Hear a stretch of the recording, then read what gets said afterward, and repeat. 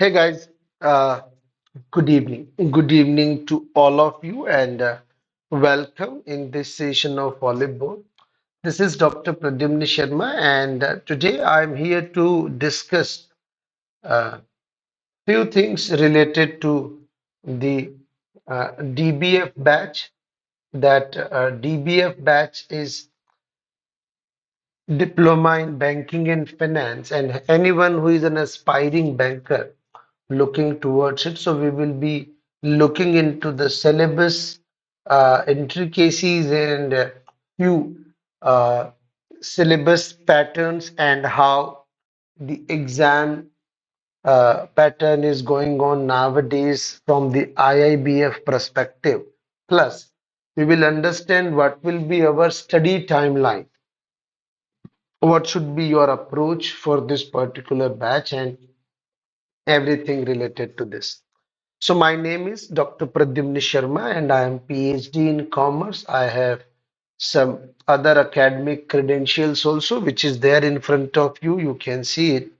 And we will be covering AFM. I will be covering AFM in your DBF batches.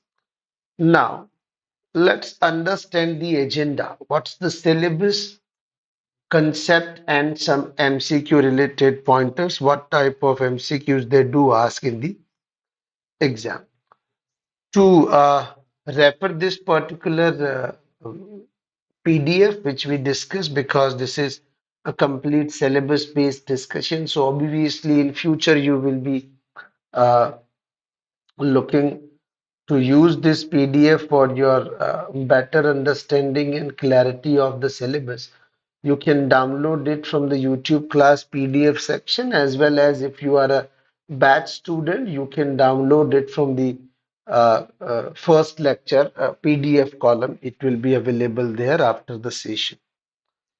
Now, let's look into the module A. So, module A is all about the principle and processes of accounting. So module A is something which is highly focused on basics of accounting. Because as a banker or as an aspiring banker, you should be aware that what accounting terminologies and how the accounting terminologies are used and utilized. So that's an important factor. Then, after the basic perspective, what are the key chapters in this module A? See, when we talk about the key chapters, as a accounting expert or as a basic understanding related to accounting, some idea related to accounting standard and some accounting procedure should be there.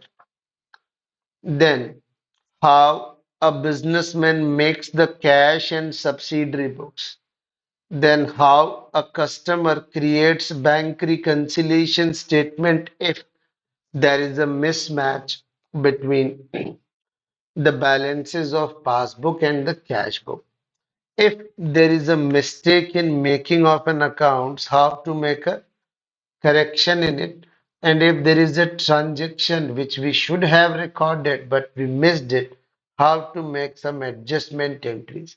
So module A is highly uh, dominated by the journal entries. That's why when I say numerical from this module, I always include journal entries into it. Journal entry is the key, or should be considered as a numerical in module A. Similarly, there are some depreciation and its related journal entries. This will also be we can call it as a uh, numerical small calculation, and there are two journal entries. So calculatively, only two journal entries are there, which will be there in exam. They frequently ask those journal entries. Then what transaction should be recorded in balance sheet and what transaction should be recorded in P&L, capital and revenue. Bill of exchange also includes some journal entry, and also one topic which includes some calculations. So if you could observe that basic accounting procedure, there is a journal entry, then rectification of error, there is a journal entry, adjustment, there is a journal entry, depreciation, there is a journal entry, bill of exchange, there is a journal entry. So there are five topics which are highly dominated by the journal entry. So journal entry in module A becomes a very important part of our discussion. Then two very easy topic, how back office in bank works, and there are some certain technical terminology related introductory part of operational aspect of accounting entries. Then we will talk about how audit is conducted in bank and how many types of audit happens there. Then, when we talk about that, what type of questions are actually asked from this particular module? So, conceptually, see, if we put the weightage of around 30 marks, see, always remember there is a combination, module A and module B. These two are cumulatively of the weightage of 50 marks. There is a module C and module D. They have the cumulative weightage of 50 marks. But always remember, if IIBF is willing to push the the weightage that which one out of these two should be asked up to the 30 marks, then module A in the first combination and module C in the second combination will always have the questions of higher marks in comparison to B and D in your syllabus. So if we talk about the conceptual part, obviously at least 10 marks.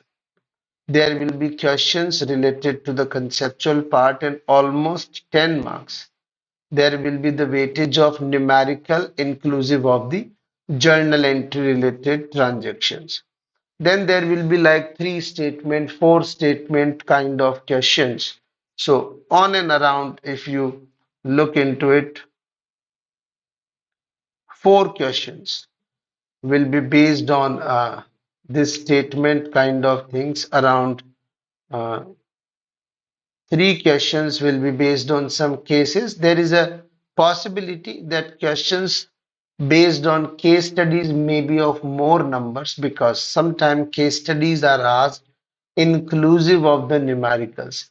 It includes the numerical into it and then they ask it. Matching based concept are around 3 marks. So this is how that looks like the 30 marks portion of the module A. Whenever in the discussion you have any kind of query, any kind of doubt, feel free to ask. Don't worry. Then about module B, financial statements in core banking system. When we talk about financial statement and CBS, it looks like the advanced level of accounting is asked here, but it's comparatively the easy portion. It's a comparatively easier portion to have. Okay, so the topics here, these two topics are very important. And normally, as a banker, we make some mistakes when we prepare module B. When we talk about module B and especially this company accounts topic, always have that point in your mind that these two topics have two category of questions in exam or two patterns of questions in exam. One will be a conceptual kind of question. It means that there will be some conceptual or legal point or procedural point they will ask. Second is questions based on some journal entries.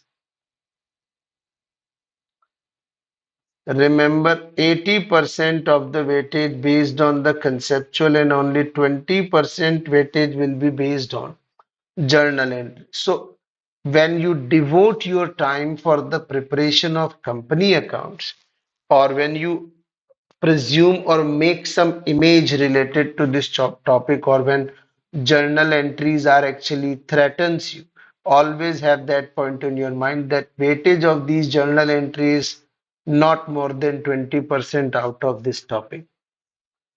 Other than that, the topic of final accounts have the formats, and questions will be based on those formats. Plus, there is the calculation of cost of goods sold. That's an added topic which they always ask in your exam. Then in cash flow, fund flow, the questions will be related to identification, that which transaction will be recorded at what places. That kind of discussion will happen in this particular chapter. Then final accounts of the banking company, clearly a topic highly based on formats, plus some legal provisions of Banking Regulation Act, and they are most repetitive uh, nature kind of question, that repetitively only those things IIBF asks by changing the language only. When we put the weightage on that particular module by assuming 20-25 marks weightage in the exam, so the conceptual part will be of around 7 to 8 marks. Let's have the 7 marks, and then when I say numerical, numerical includes formats, numerical includes the journal entry. So the weightage of numerical in this particular part will be comparatively, it will be on a lower side. But there are certain topics which are highly dominated by formats, and there is a journal entry part.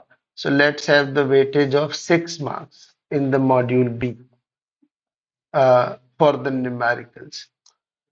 When we talk about the statement-based questions actually may dominate in this particular module. There is a full probability in especially company accounts and cash flow related topics that they may ask some uh, big questions based on uh, statements. Then when we talk about case study based, obviously case studies are always uh, cumulatively asked by the IIBF by including numerical aspect or formatting aspect into it. Then matching based questions, there is not much possibility, but because in the final accounts of a banking company, there is a probability that one or two questions based on matching, especially related to which schedule should be made for which particular transaction to record, they may ask in the exam. Then financial management, module C. So when we talk about the module C, keep that in mind that module C is a topic which is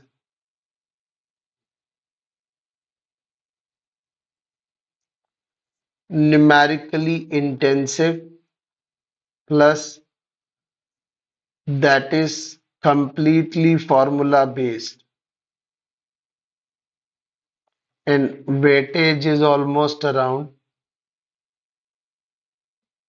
25 to 30 marks. So whenever we talk about module A and module C, we will always have that point in mind that we will push that up to the highest possible weightage.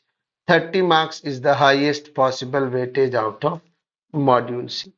Especially, let's focus which topics do not have any numerical implication in module C. So module A, there is no numerical.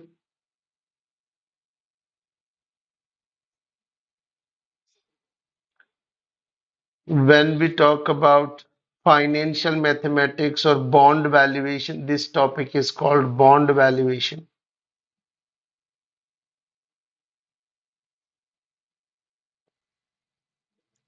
So we can categorize this that 50% is based on numerical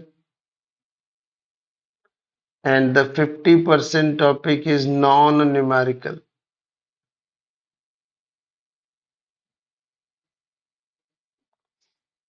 Then forex, only one numerical is there. Then lease, there is no numerical.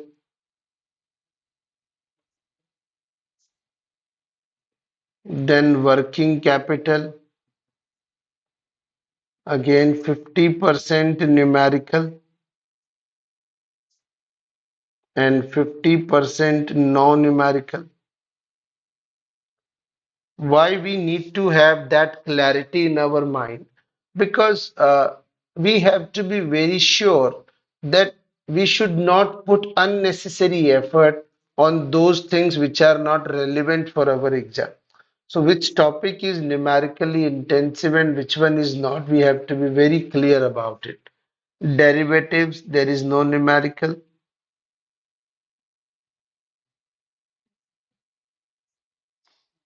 Now, there are topics which are 100% numerically oriented, that is ratio, interest and annuities, that also includes the computation of EMI, then cost of capital, then capital budgeting. These are 100% numerically intensive topics.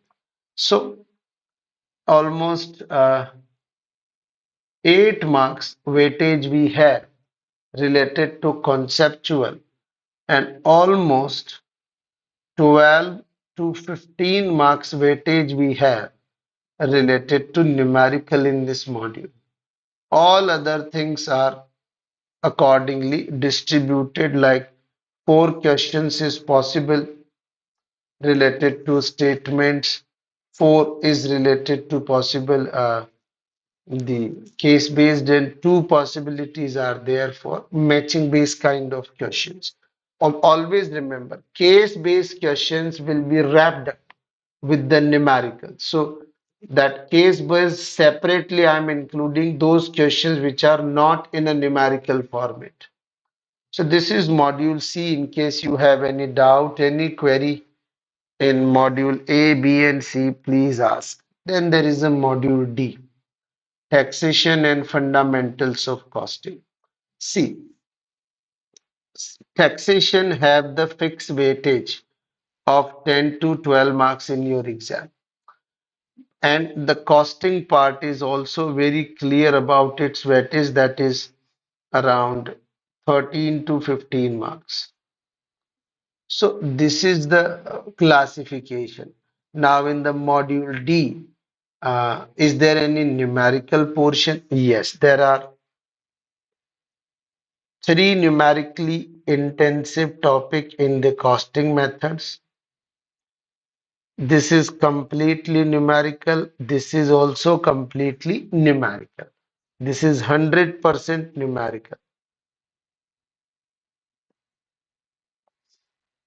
Obviously, every numerical topic have the possibility of conceptual question, but that standard costing and marginal costing, these two topics are highly based on formula and their application.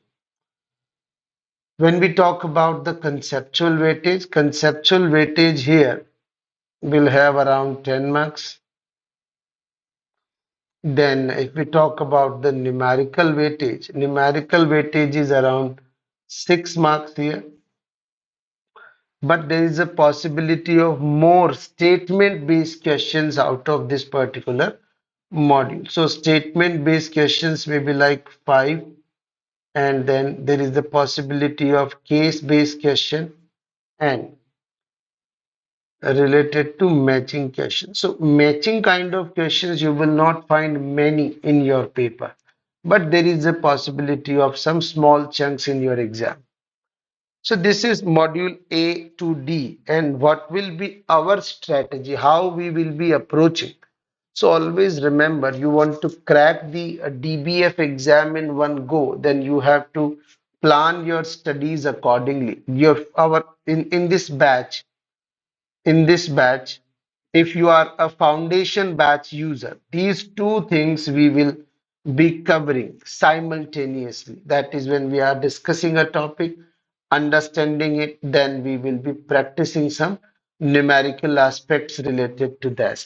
So, first 2 months will be dedicated to concept, and let's add 10 more days into the schedule for numerical practices. Then there will be a 20 to 25 days complete conceptual revision strategy, but this is the part of foundation batch. This is foundation batch.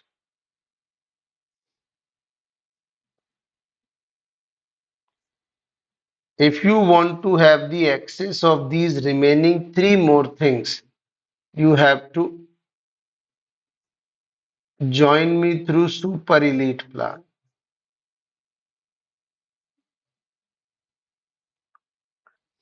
Okay. Now, after the conceptual revision, we will be going into MCQ practices for like 25 days, around 1000 MCQ related to accounting and finance. We will be solving in the class. Then in the exam week, a 6-day quick revision just before the exam. I will be taking those revision classes for you. So this is the super elite plan or your study plan for the upcoming May-June attempt. Now, you may join me through the foundation batch. That foundation batch is available in both the language, that is in bilingual and English. And in each, in any of these batches, I will be taking the classes 1 hour class a day, and it keeps the failure away. That is the quotation we have to follow in our AFM paper. Now, this batch is available, and in this batch, you will have 200 plus live interactive sessions in English medium. In this batch, we will be going from basic to advanced level. You have the access to all the tests which you could appear just after the attempt. When you complete your syllabus, you can attempt those mock tests to just understand your level of preparation and to identify the weak areas of your preparation. There will be a doubt solving community in this batch. In case you have any kind of query, you can put that query in the community, tag the faculty, and I will be there momentarily to solve your query. So join me in this batch. If you are already there, we'll meet in the lectures. So thank you guys. Thank you very much. This is all I just want to discuss with you related to the DBF. We have discussed, or we have just uh, dissected our syllabus, pattern of question from each module, total number of weightage, and then how in this particular batch we will be going forward to complete our syllabus, then revision, then MCQ practice and everything. So you may join me through the batch, as well as you may join me through this super elite plan also. Let's meet in the batch. Try to understand the syllabus thoroughly. Syllabus is the most important part when we want to appear in any exam. Thank you guys. Thank you very much. We'll meet shortly in the classes. Till then, have a great evening. Bye bye. Thank you. In case you have anything to ask in your mind, tell me, let me know.